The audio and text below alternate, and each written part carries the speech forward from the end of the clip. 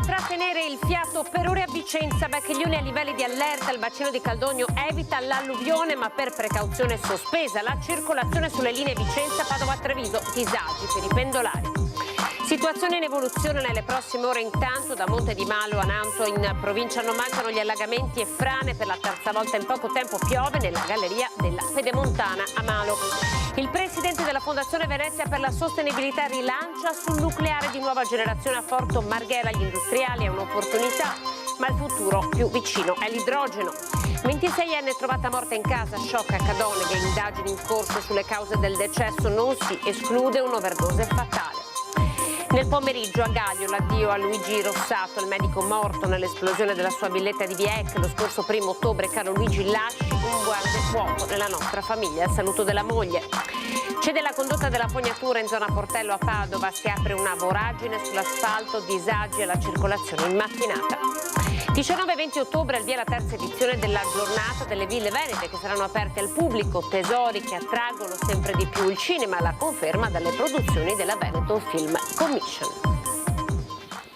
Il telegiornale del Veneto, buonasera, partiamo con il maltempo che si è abbattuto sulla nostra regione e che ha tenuto di fatto con il fiato sospeso per ore, sospesa anche la circolazione dei treni, la Padova-Vicenza-Treviso fino alle 17 di questo pomeriggio. A Caldogno l'apertura permette di evitare la piena. Vediamo.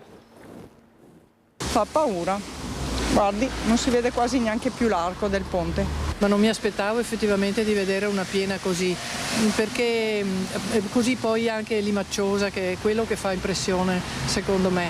Bacchiglione che fa paura e che oggi ha toccato il picco di 5,27 m. Bacino di Caldogno che è stato aperto alle 10:30 comportandone la progressiva riduzione. Alle 15 era sceso alla soglia dei 5 metri, ma sono state ore di apprensione per Vicenza, nottata in cui il monitoraggio è stato costante a partire dalla prima riunione del COC delle 23 di ieri. Ogni volta che ci sono tutte queste piogge si ha timore, veramente, sia per chi deve venire in centro e soprattutto per gli abitanti della zona. È un disagio enorme. Non si dorme tranquilli? Non si dorme tranquilli di certo. Le piogge abbondanti della notte hanno ingrossato i canali, alcune strade allagate in città, 7K, strada Caperse, Culdeola. Stamattina verso le 7 c'erano sui 30 centimetri d'acqua in alcune parti della via. Adesso io, anche se ho un SUV, l'ho lasciato fuori e non mi sono fidata a rientrare. In via Forlanini i vigili del fuoco hanno rimosso un albero caduto sulla sede stradale. In via precauzionale sono stati posizionati panconi sul ponte di Debba, chiudendo il passaggio pedonale e ciclabile. Attese per domani nuove precipitazioni in pianura e l'attenzione si sposta sul Retrone che oggi ha toccato 3,10 m. Chiuso in via precauzionale il parco del Retrone. La situazione sembrerebbe essere in via di miglioramento, soprattutto per quanto riguarda il Bacchiglione che si è fermato a 5,27 m. Il Retrone sta ancora lentamente salendo, ma prevediamo appunto che diminuirà proprio per il fatto che il Bacchiglione si è fermato.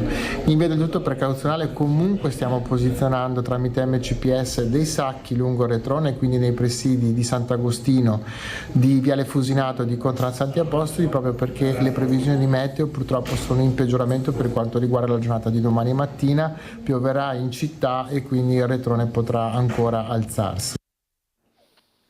Ondata di maltempo che ha interessato il territorio, disagi per la chiusura precauzionale della circolazione dei treni, dicevamo fino alle 17, Padova, Schio, Treviso, le voci dei viaggiatori. Dove andare? Come è andato? Diretto a Bari e il treno è stato cancellato, l'ho preso adesso. Ho una coincidenza da Padova con Frecciarossa alle 15:21, quindi cercherò di farmi accompagnare a Padova direttamente.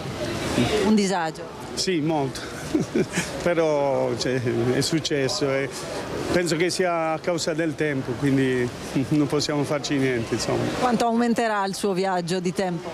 Se riesco a prendere il Frecciarossa da Padova, 0, però questo non lo so. Può darsi che cambio idea e torno a casa in macchina e quindi stravolgo il mio programma. Noi siamo andate alla fiera di Vicenza, labilmente, arriviamo da Estrana e quando siamo arrivati qua alla stazione 10 minuti fa siamo andati a cartellone per controllare l'orario e il nostro treno è soppresso come tanti altri. Ora, ci hanno detto che dovrebbe arrivare un autobus, dove però ci stanno solamente 50 persone, quindi noi ci siamo attrezzate chiamando il figlio della mia amica che viene a prenderci. Adesso cosa fate? Attendiamo che arrivi, sperando magari che arrivi la navetta che ci hanno promesso e riusciamo a imbucarci dentro. Arrivo da Monselice, provincia di Padova, io faccio pendolare ogni giorno e è un problema molto grande per me tornare a casa oggi. Treno soppresso? Sì, soppresso, io prendo sempre il treno delle 2:03 e oggi è soppresso, adesso non so come tornerò a casa. Noi siamo arrivate da Udine e adesso si dovrebbe ritornare verso Treviso, però qua nessuno non ci dice. Informazioni zero, perché dobbiamo aspettare l'autobus, ma noi non sappiamo da dove arriva, dove dobbiamo prenderlo e niente. Riaperta dunque la circolazione alle 17, ma intanto il maltempo ha in realtà coinvolto tutta la provincia di Vicenza, ha esondato il torrente delle Rane, siamo a Monte di Malo, cascate d'acqua nella galleria della superstrada pedemontana veneta. Ancora una volta disagi nell'Alto Vicentino, strade allagate a Nanto. 37 i COC aperti in provincia. Provincia vicentina provata dal maltempo che insiste sul territorio inzuppato dalle piogge e che torna a fare i conti con esondazioni e frane. A partire dall'Alto Vicentino con Monte di Malo, in cui il torrente Rana ha esondato nuovamente sui prati, coprendo parte della carreggiata.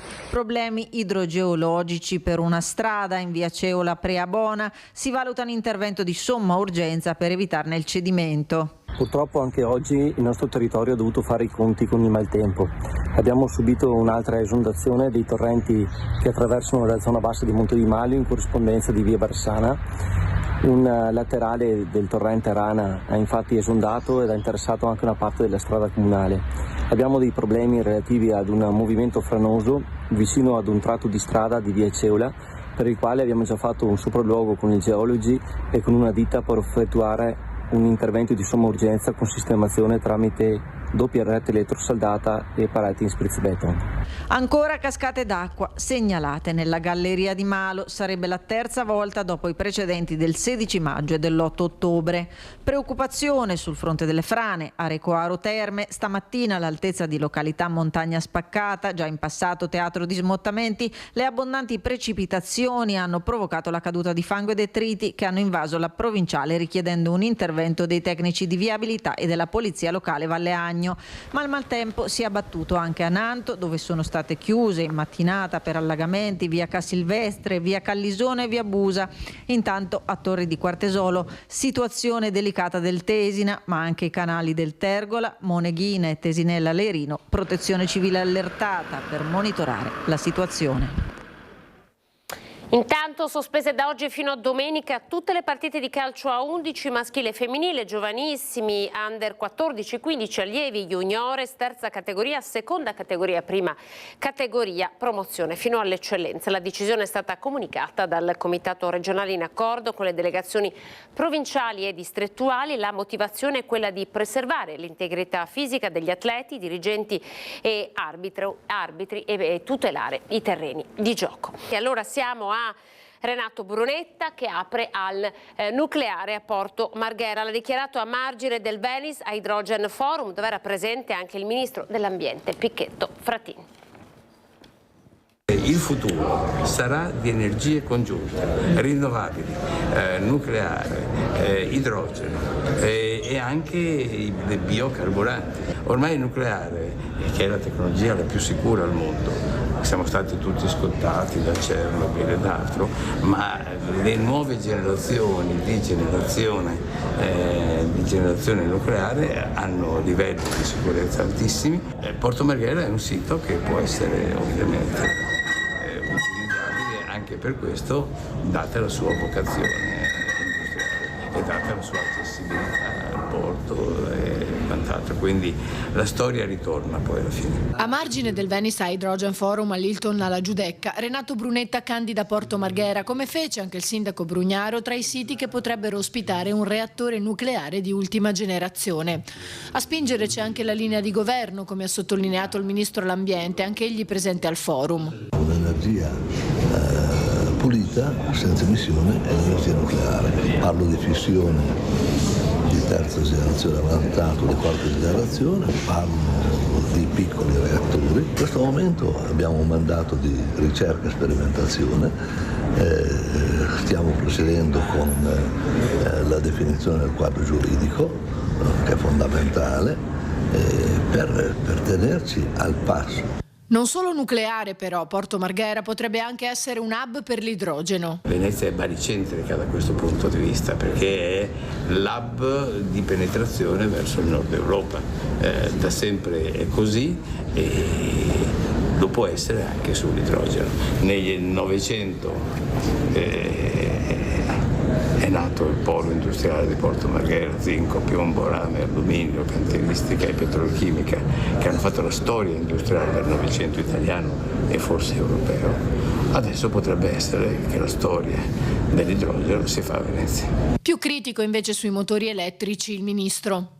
Quando nel 2019 l'Unione Europea ha detto che al 2035 dovevano esserci solo motori elettrici, ha detto un'idiozia. Ha fatto un provvedimento che è un'idiozia. Uso questo termine, lo dico, io mi sono occupato di automotive tutta la vita e dico che io sono convinto che al 2035 il motore elettrico sarà il motore principale. E sarà il motore principale perché ha 7 volte i pezzi in meno, cioè è più facile da fare. Ma quando dico principale avrà il 50, 60, 70% del mercato, cioè non è logico che la politica, che io fissi il vincolo alla tecnologia che il ricercatore, l'esperto, lo scienziato mi dà. Nucleare a Porto Marghera, Ecovisioni, l'appuntamento del venerdì su Antena 3 che oggi vedeva ospite il presidente di Asfis Pierluigi Stefanini. Andrea Ferrazzi ha commentato così le parole di Brunetta. Nella commissione Ecomafie di cui ho fatto parte abbiamo fatto un'indagine girando i territori nazionali e europei per andare a vedere lo stato dei siti delle scorie radioattive. In Italia sono decenni che stiamo cercando un posto sicuro dove mettere le scorie già prodotte e quelle che produciamo ogni anno negli ospedali e non ci si riesce a mettere d'accordo perché c'è sempre una sollevazione delle comunità locali. Immagino che addirittura voler costruire un nuovo reattore nucleare ponga delle questioni anche dal punto di vista, diciamo, del consenso territoriale piuttosto ampio. Questo non vuol dire assolutamente, a parer mio, che non si debba investire in ricerca, in innovazione. Voglio ricordare che al mondo la cosiddetta fissione nucleare di quarta generazione non è ancora stata un processo industriale e non c'è nessun progetto esecutivo prima del 2030. I costi di costruzione di una centrale nucleare di terza generazione si aggirano circa 15 miliardi di euro, costo di costruzione di 20 anni. È chiaro che stiamo parlando di tempi enormi. Mi concentrerei su quello che si può fare oggi, l'autonomia energetica del nostro Paese attraverso le rinnovabili. E da ultimo, secondo i dati del Centro Mondiale di Studio sull'Energia, nel 2050 la produzione di nucleare riuscirà a rispondere per meno di 1/20 della richiesta di energia a livello mondiale. La cronaca: omicidio volontario premeditato aggravato dalla precedente relazione sentimentale tra killer e vittima e revenge porn per il fatto che il presunto assassino avrebbe inviato al convivente della donna alla fine del mese di ottobre del 2023 un video che ritraeva i due mentre avevano un rapporto sessuale. Sono queste le accuse da cui il 3 dicembre prossimo dovrà difendersi Bujar Fandagi, l'artigiano kosovaro quarantenne che comparirà davanti al GUP di Treviso nel procedimento per l'omicidio di Vanessa Ballan, la 26enne di Riesepio X, uccisa lo scorso 19 dicembre. Siamo a Cadoneghe, a Giallo, è stata trovata morta in casa una ragazza di 26 anni. L'hanno trovata riversa a terra in una stanza di un appartamento in questa palazzina di via Piave a Cadoneghe. È giallo sulla morte di una 26enne di origine moldava, rinvenuta priva di vita da un vicino di casa che poi ha dato l'allarme ai carabinieri al SUEM 118. La scoperta del corpo è avvenuta nella notte tra giovedì e venerdì. I carabinieri hanno escluso che si tratti di una morte violenta. La giovane potrebbe essere deceduta dopo aver assunto droga. I militari hanno perquisito l'appartamento e la salma è stata affidata indicata alla procura, che dovrebbe disporre nelle prossime ore l'autopsia. Nessuna ipotesi è esclusa dal malore al gesto estremo, anche se si propende per l'overdose. Il decesso è avvenuto nello stesso condominio, teatro quasi 4 anni fa di un femminicidio. Al civico 3 di Via Piave, il 25 novembre del 2020, infatti era stata assassinata Aisha El Abioui, marocchina di 30 anni, uccisa brutalmente dal marito Abdel Fettah Gennati, che è in carcere condannato all'ergastolo. Il medico morto nell'esplosione della sua villetta a Gaglio, nel pomeriggio i funerali di Luigi Rossato.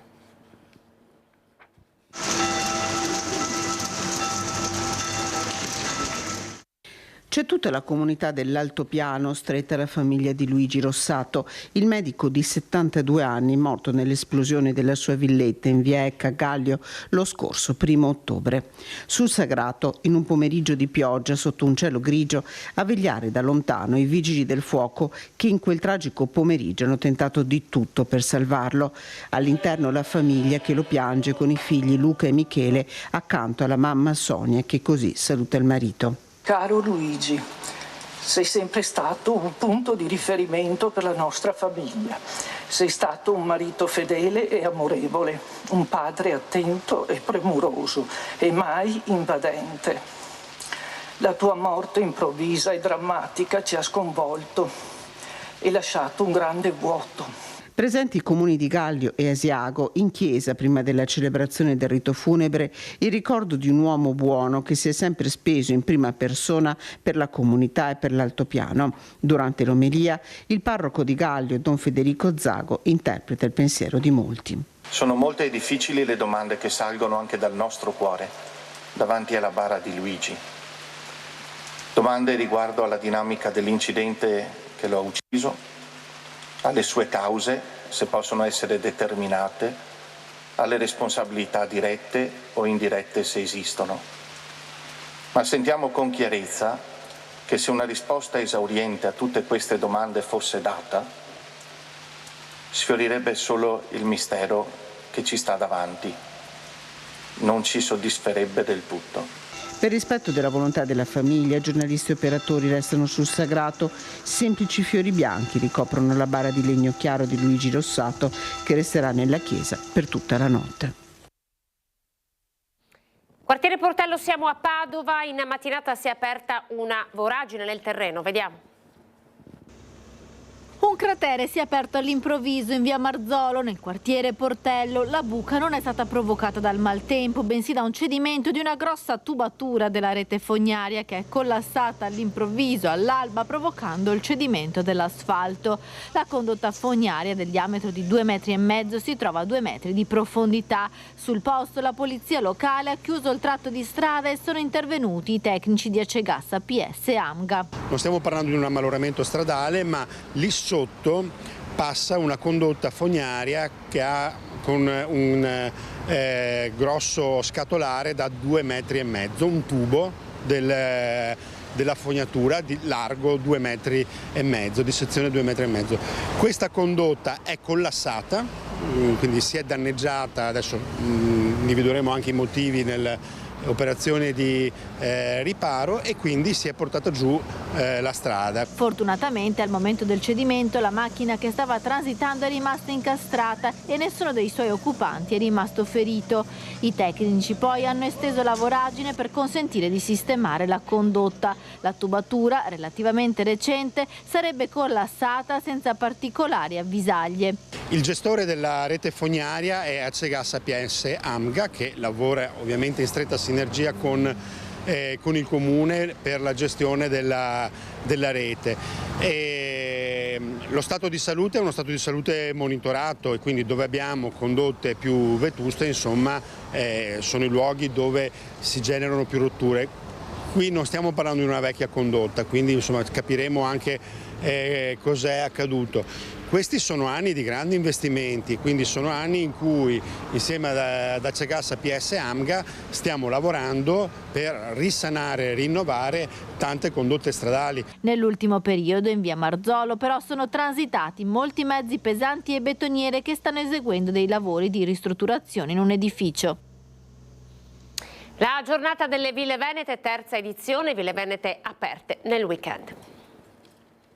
3.800 ville venete in Veneto, 430 in Friuli Venezia Giulia, uno dei patrimoni culturali più preziosi del nostro territorio, esempio straordinario di armonia e bellezza. Torna la giornata delle ville venete, raddoppia con un intero weekend dedicato alla scoperta e alla valorizzazione di questi gioielli che rappresentano un unicum in Italia e nel mondo. Il periodo in cui sono state costruite le ville, che va dal 400 alla fine 700, ha caratterizzato, voglio dire, molte parti d'Italia, ma nel Veneto e nel Friuli rappresenta praticamente una eccezionalità sia per dimensioni, per entità e per qualità degli edifici. La 2 giorni di visita è stata preceduta da un convegno a Villa Selvatico di Battaglia Terme dedicato all'ecosistema delle ville venete per legare la villa al contesto odierno.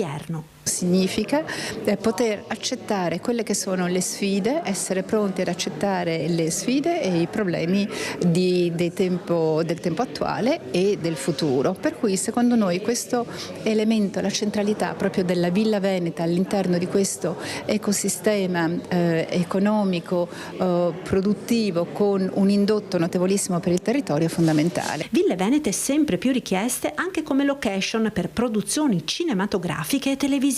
Parliamo di registi come Luchino Visconti, come Vittorio De Sica, grandi attori, grandi film che sono stati girati nelle ville venete dagli anni 50 in poi, e oggi c'è una fortissima richiesta di portare set all'interno delle ville venete.